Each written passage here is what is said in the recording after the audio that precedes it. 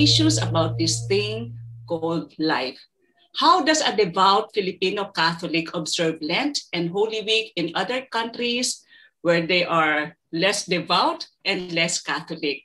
In this episode, we will have a lady, a fine lady who wants to be just described as a servant of God.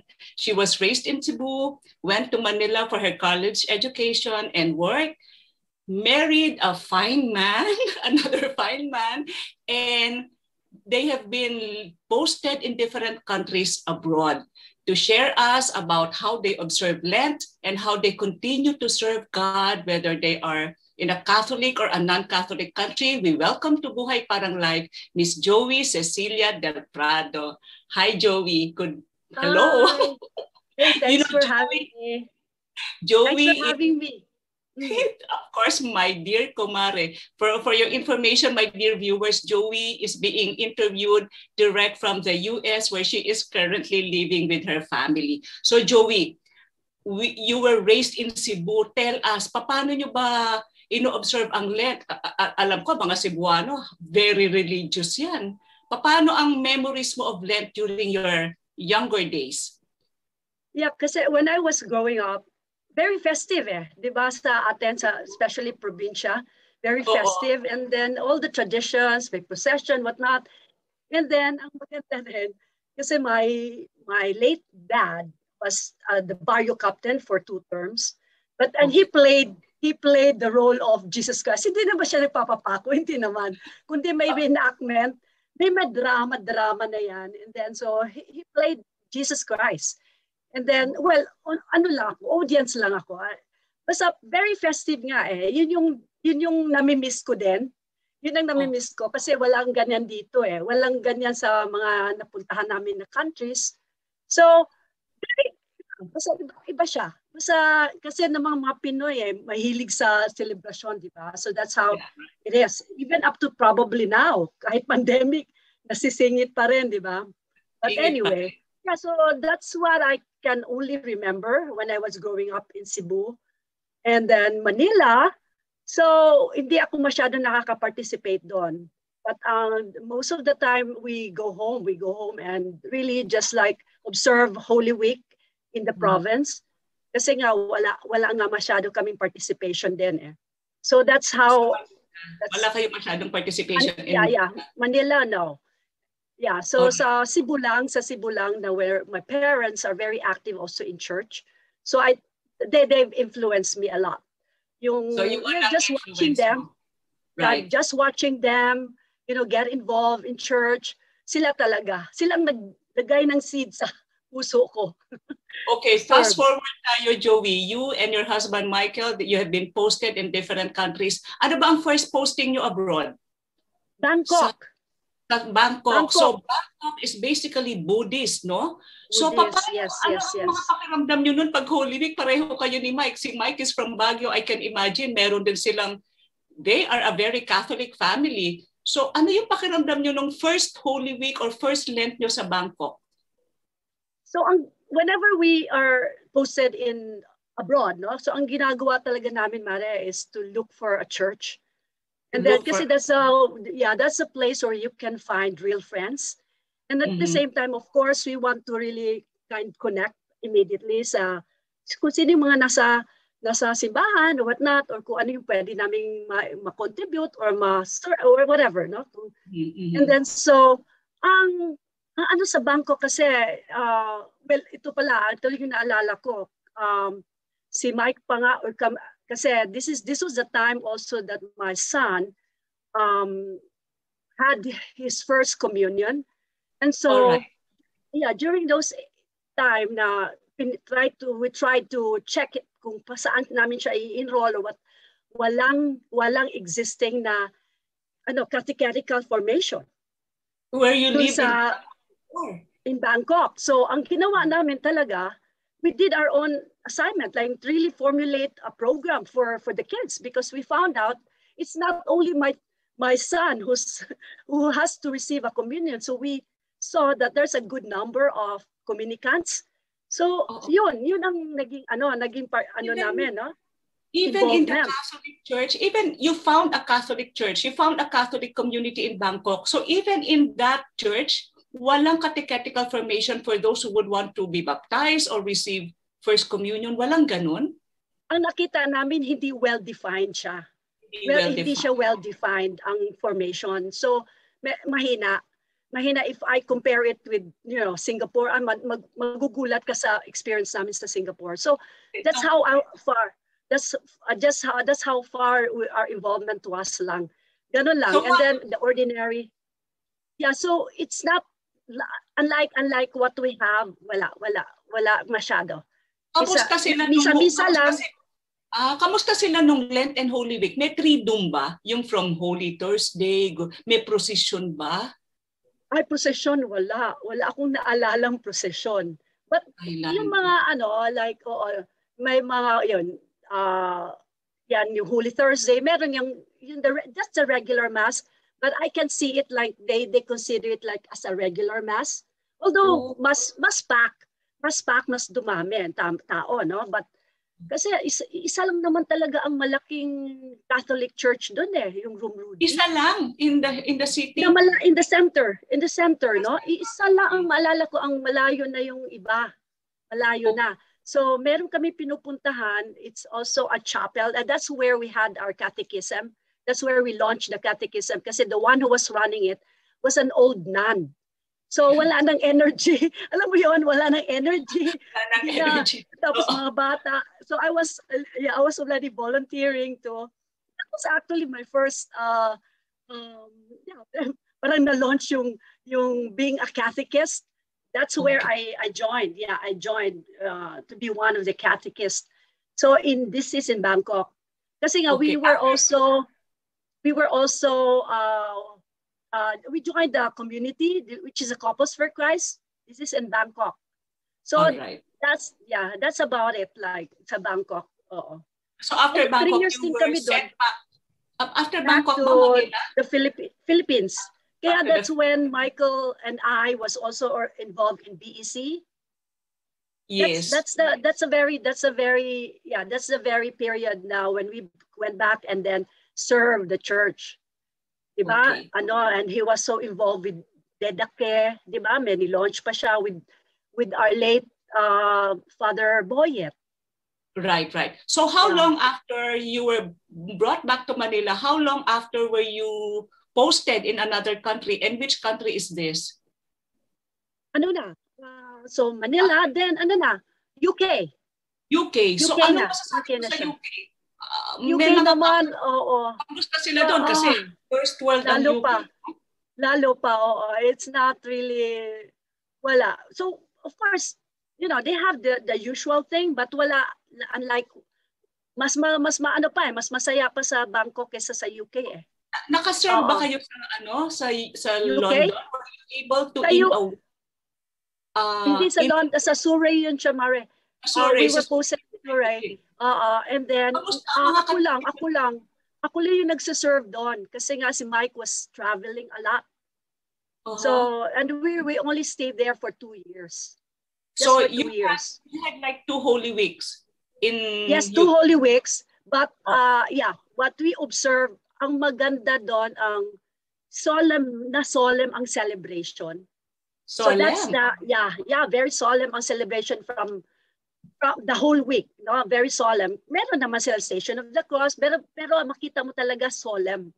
Hindi yung festive, which is I like as well. Maganda rin yung ganun eh, di ba? Kasi nakakakonek ka kay Lord, kasi nga solemn. Focus mo siya lang eh. Di ba? Ganon. Malaki ba yung Catholic community where you lived in UK? Well, I couldn't really, but I don't see it really full. No, I don't really see it full. But the majority, parang old population eh. Hindi yung bata pa tayo noon. So hindi yung mga kaedad natin. So ano yung namit mo from where you come from in Cebu, the festivity, and then in Bangkok where you were very much inserted in the life of the church? Ano yung na-miss nyo nung nasa UK na kayo? Especially during, Catholic celebrations, in the liturgical season, Lent and Holy Week. yung ano, kasi wala namang palabras, ano, seven words, last words, walang ganon, walang ganon, 7 last words, wala. Pero may mga, merong washing of the feet, meron nun. Oo, meron nun, oo.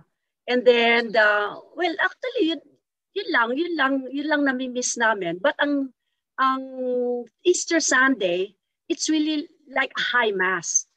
A high mass talaga. They consider it as a high mass na there's a lot of readings. Daming readings, di ba? Oo, ganun din. So, parang nag-i-Easter Vigil din naman sila. Yes. Pero ang Easter Vigil, hindi yung madaling araw, hindi. Like late evening, 10 o'clock, ganyan. Oo, kasi because that time, ano rin yan eh, malamig, madilim. Yeah, so, ang Easter Vigil, minsan 9 o'clock pa yata, I can't even remember now. So, hindi yung madaling araw na 4 o'clock or 3 o'clock tayo. So you, Joey, being raised as a devout Catholic, how did you handle, your growing children na para maging deboto rin silang katulad nyo? Kasi living in a country where people are not very devout, at sabi mo nga, halos mga very senior ang nakikita mo sa simbahan noon. So how did... Sa UK. So when we transferred to Singapore, sa Singapore, magugulat ka. So I was very much involved in catechism. And then one good thing about, so when they were going to school, alam mo, meron silang one day for catechism eh. May loads of students from private schools. To a Catholic school or international school? They don't go to a Catholic school. They go to an international school. But there are load of buses coming to just to load students to attend. Sa Singapore yan. And guess what? Kaya dito ka, I think you're not even aware. Ang catechumens doon, when we attend the Easter Sunday, you have to be prepared. 3 hours yan. 3 hours yan. Alam mo kung bakit? Ganon din naman dito sa atin, di ba? Medyo mahaba yung Easter Vigil, maraming readings. Anong readings? Ito, catechumens, hundreds. Yung mga, for the sake of our viewers, Joey, ano yung catechumens? Conversion adults. Oh, 100 nagpapabaptize. One given, and this is only one church, ha? Right. 100, 105. Mga ganun karami? Ganun kadami. Kaya ang ganda tingnan. And then ang gandang tingnan. So, you know what? That's why I believe why Singapore is so blessed. Kasi nga they respect different culture, right? They respect also different religion. At the same time, they're open. If you go to church, akala mo puro Pinoy, hindi. It's multicultural, international. And then kaya nga yung Easter Sunday mo, 3 hours handa ka lang. What about the Triduum in Singapore? Yung from Monday, Thursday, Good Friday, and Black Saturday. They all have it. Pati procession, pero maiksi lang yung procession. May procession din sila. Kasi Asian country hindi masyadong malamig. So yes. Okay. Joey, I'd like to go back to your UK experience. Your children were very young then. Ilang taon ba? What year was that? Ilang taon ba? 8 years old pa pa yata si Bernie noon eh. So si Francis would be like 12 or 13? Yes. Oh yeah. So how did you help shape their religious beliefs? Kasi coming from a family that influenced you so much sa talagang festival celebration nyo sa Cebu, and then biglang itong mga bata, alam mo naman ang mga bata na malakas ang impact sa kanila ng environment nila. So how did you shape their religious fervor, so to speak, pagdating sa Lent and Holy Week? So, okay, what helps, kasi nga we hear mass almost every day. I tag them along. Yes, I tag them along every day for mass, no? And then guess what? Every Friday, we're the ones who clean. Kaming tatlo. We're the ones who clean this is in UK. The chapel, that small chapel. No, naglilinis kaming tatlo. Kasi Mike is always traveling then that time. So nag-enjoy naman sila every Friday. Okay, mom, cleaning time. Oo, kahit wala yung mga festivities na nakasanayan mo sa Cebu. Oh, yes. Pag yung simpleng ganyan, di ba? So expose sila sa church, expose sila sa mass, and then our rosary every day, which was influence. Malaking influensya sa akin ang parents ko sa rosary. Kaya nga, in the same manner, we as parents should also be able to influence our children. Sure. Be devout. Okay, so ano pa ang mga outstanding experiences mo sa Singapore as a family based there? Balik ulit sa UK, si Francis nagsiserve. Nagsiserve siya as an altar boy. Yes. Diba nag-altar boy din siya dyan sa Pinas when we were there. That's good. So anyway, I still look forward to seeing the real Lenten celebration din sa atin. Diba? Kung wala lang pandemic, baka nandyan kami. I know. Okay. So after Singapore, nasaan na kayo? Were you already US were na. you already brought to the US? What year US did you na. Okay, so it was also very providential nga na napunta kami dito. And then so again, we found a community kasi yung look and see namin stage. We really go to the church and then check. And that's when we look for a place to live. Sige, dito tayo. Kasi nga, we want to know. Ang una yung paghanap ng bahay is yung simbahan? Church muna. Oo. Totoo. Church muna and then church muna and then young children, yung school system, di ba? Of course, kasama na yan. But church, malaking weight sa amin na malapit. Kasi nga, we really want to hear Mass every day. And then, although this one now is kind of farther. It takes 20 minute drive din siya. But masaya kami sa involvement namin sa church dito. Kamusta ang Lenten celebration and Holy Week dyan sa like we just finished a recollection in our parish. Meron din ba kayo mga ganyan, recollection, retreats, kumpisalang bayan? Kumpisalang bayan nga. Anyway, hey, you will be proud of your kumpare. Si Mike. So he finished theology, right? Master in theology, right? So ngayon talagang yun ang calling niya, Mariko. He came up with a Lenten retreat, virtual Lenten retreat program. Now he's even running it not just in our parish but the community there in Alabang, and also the whole of US now. The whole of US plus Canada. Seamless ang possibilities with virtual. Kaya nga ang galing di ba? Ang galing talaga ni Lord. Akala naman, Ano ang kaibahan? Mas malaki, Mas malaki ang Catholic community sa US compared to Bangkok or Singapore or UK, as first world countries. Ano ang kaibahan ng Katoliko sa US versus Katoliko sa Pilipinas in their observance of Holy Week and Lent? May kaibahan ba? Ano yung nakita mo? Ano yung mga na-observe mo? Wala na masyadong difference kasi nga one nice thing about Catholicism, our tradition and prayer is universal. Diba? So you won't get lost. You can just attend to or go to any even in different language. Yun ang maganda diba? Yes. Catholicism is universal. So wala masyado. Of course, ang nakikita natin sa probinsya is the festive type. Hindi ganyan dito. Walang ganun so really, wala. Hindi sila nagpo-procession din or Stations of the Cross? Stations of the Cross meron yan. Hindi nawawala yung Stations of the Cross. Wherever we are, meron yan. So, but yung procession lang, parang dito lang. But dito, wala pa kaming na-attend na procession dito But if you look for a Filipino community there, wherever in the States, meron for sure, merong possession.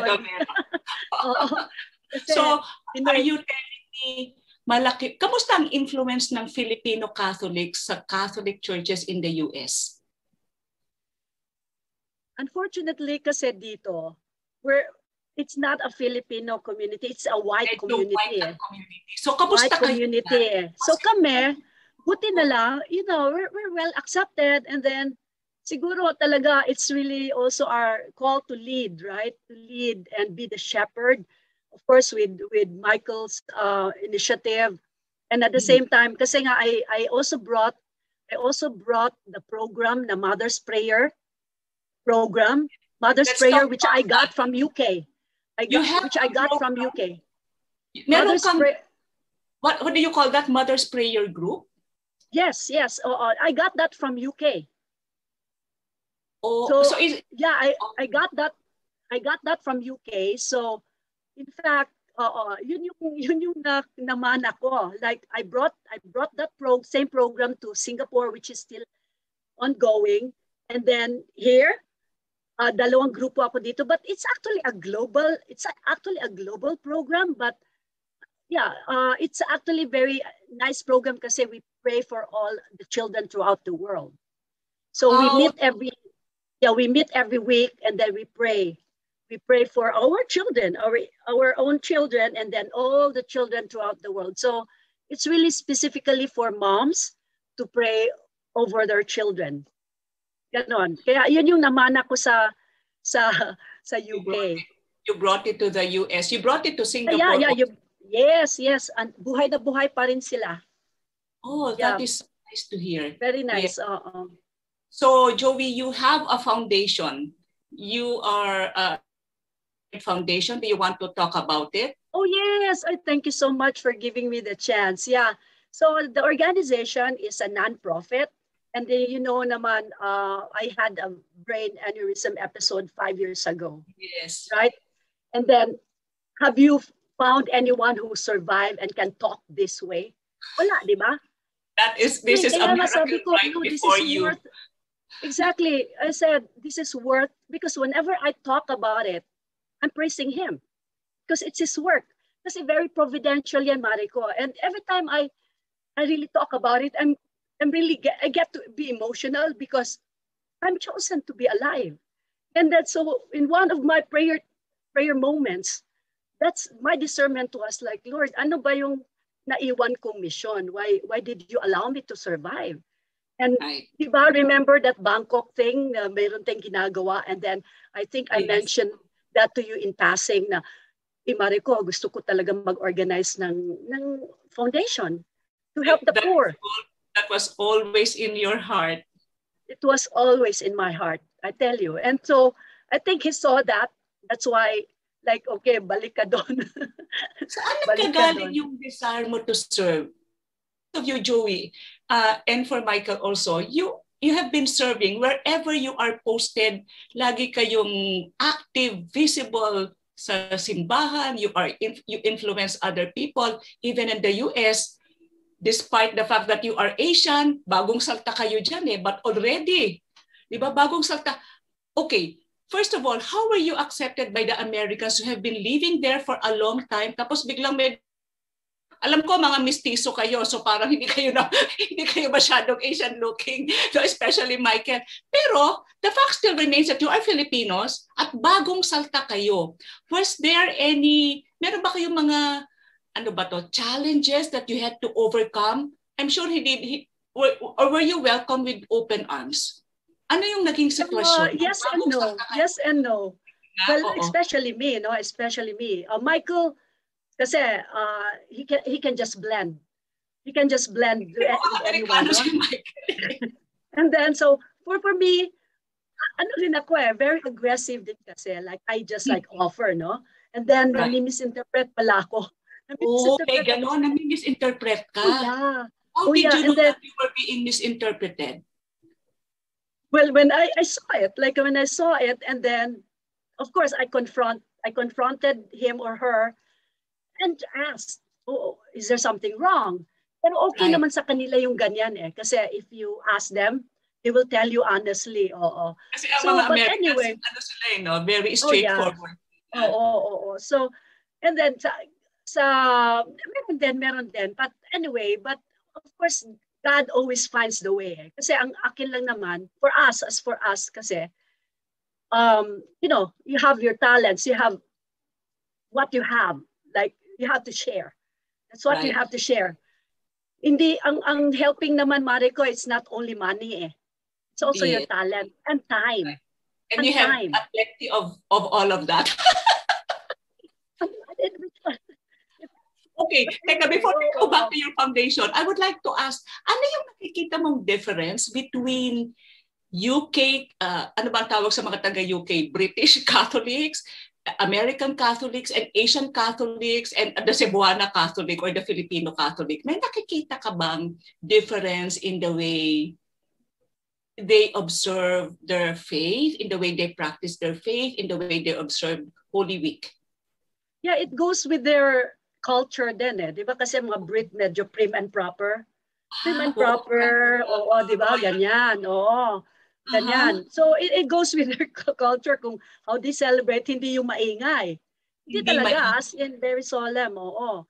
And then you can see that it's really, which is very nice too. Kasi there are times na kailangan mo rin medyo solemn ka, Lenten season 2. Di ba? Oo. And then, sa bangko kasi nga, we were immersed in the Filipino community. So, it doesn't really make a difference kasi, oo. Sa Singapore pa. Ang Singapore pa, kasi nga, we're immersed with the Singaporean and different nationalities na yan eh. Kasi nga, Singaporeans kasi are very orderly, right? That's why gusto nila system. And that's exactly why ang Catholicism is very appealing to them. Kasi it's predictable eh. Predictable yung nangyayari eh. Diba? Hindi yung kung ano yung gusto nilang sabihin. Diba? Even so yung ang naririnig ko rito na maganda, no?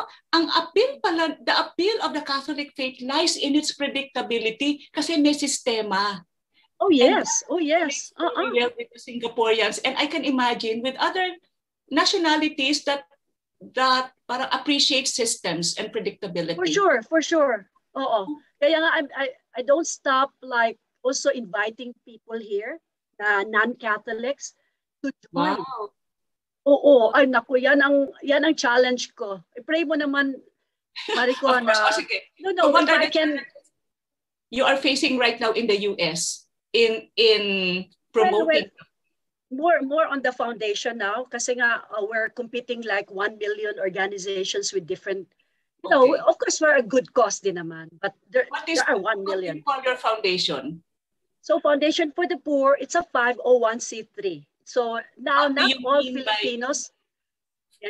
Filipinos knows that 501c3 when you donate to a 501c3 organization, you can declare it as tax deductible kahit individual ka. In my knowledge, Donny Institute kayo. So, ang iyong foundation, sino ang tinutulungan ng iyong foundation? Ito maganda kasi nga we're helping poor children, and now our mission areas kasi I only take orders from the Lord. Wow. Right. And then around the world na eh. So we're helping poor children in India. We're helping poor children in Cameroon, Central Africa. Wow. We're helping also, of course, poor children in Moldova. This is in UK. This is in UK. Poor community meron. Oo. Now, so ang nangyayari, nagko-collaborate kami sa mga existing organizations, but they are not recognized as 501c3. So if you're asking me also sa Philippines, wala pa. Nililigawan ko pa si Father Rocky. Si Father Rocky. We're helping naman Tuloy Foundation but I want to represent Tuloy Foundation here in the US. Okay. I really want like kasi nga we have a very big plan of bringing Tuloy Foundation to the Visayas region. Kasi there's no There's no organization that takes care of the street children in the Visayas and Mindanao. Pala. Wala. Like Lloyd Foundation. Ang Lloyd Foundation kasi the template is perfect. It's even recognized by United Nations. Kasi nga from it's all education and teaching the kids life skills, and then so when they leave school, of course they house them, right? But when they leave school, with all those values, Christian values embedded in their heart, ang ganda. Galing-galing ni Father. Galing ng program ni Father Rocky. My dear Kumare, as an ending to this episode, yes. What would you advise? Alam mo, ang viewers natin are from all over the world. Ang mga subscribers natin we have 183,000 subscribers from all over the world. What would you tell? What is your message to Filipino Catholics abroad? What should they be doing in order to preserve the faith and to influence other people to love and embrace the Catholic faith? Ano ang dapat nilang gagawin? Yeah, okay. So, isa lang naman. I know they're very Catholic. Meaning, it's also high time for us to restudy our faith. Kasi, so once they're attacked by any non-Christian, a question, they have to be ready to answer it. Kasi when we were growing up, we really didn't have the real good Catholic formation na naintindihan natin. And then with what Michael is doing, with the program Michael brought to the parish and to the community, wow, I just fell in love with our Catholicism, Catholic faith, Marico, so much. Okay. Very in love. Kasi nga, naintindihan ko na that New Testament is unveiled. This is how it should go. The New Testament is hidden in the Old Testament, and the New Testament is hidden in the Old Testament, and the New Testament is unveiled. That is the revelation, or it's the fulfillment of the Old Testament. Okay, so yan ang una mong advice, to study the faith, to know more about the faith. Ano pa? Yeah, to know more about the faith, and then kasi that's a very most important. And of course, get out of your box and be there and be involved. Be involved and volunteer. Yeah, because I'm pretty sure they need us an extra hand. They need an extra hand. At saka we have to be, trainable. Hindi yung, okay, baka maganda yung idea natin. No. If you're just, if you're just new to the group, listen and then suggest and then learn and then cooperate and then do the whole, and then achieve one goal. Diba? But they have to step up and really just volunteer, because they need the community, the church, especially if they are outside Philippines. Sa Philippines kasi wala naman tayong problema. Wala naman tayong problema sa mga Philippines. Marami namang volunteer, pero sa ibang bansa kailangan din tayo. Pero karamihan, marami rin namang Filipinos, volunteer Filipinos . Alright. Meron pa? Okay. Anyway, syempre, kung wala kayong maisip na foundation na pwedeng tulungan, please help Foundation for the Poor. Kasi may website naman, www.foundationforthepoorinc.org. Okay? You can spare $10, $5, or 500 pesos. Pwede naman. Pwede credit card naman doon. And guess what? Right. Hindi lang mga poor children in the Philippines ang natutulungan nyo, kundi poor children in India, Cameroon, and Moldova. Okay, so more to come. So anyway, and please keep me in your prayers para lang magiging. Of course, Mare. And then we need volunteers. Just shoot me an email. Okay, right. God bless you. Okay, thank you so much. Thank you so much, Joey. Thank you too for having me. Yes, thank you for having me. God bless. Love you, Mare. Love you, Mare. Thank you so much. The Filipino Catholic is gifted to give. Let us use our time, talent, and treasure to influence other Filipinos abroad, other nationalities abroad, so that they will embrace the Catholic faith. This is Rita Dairit reminding you today, haba-habaan po ang pasensya sapagkat ang buhay parang life.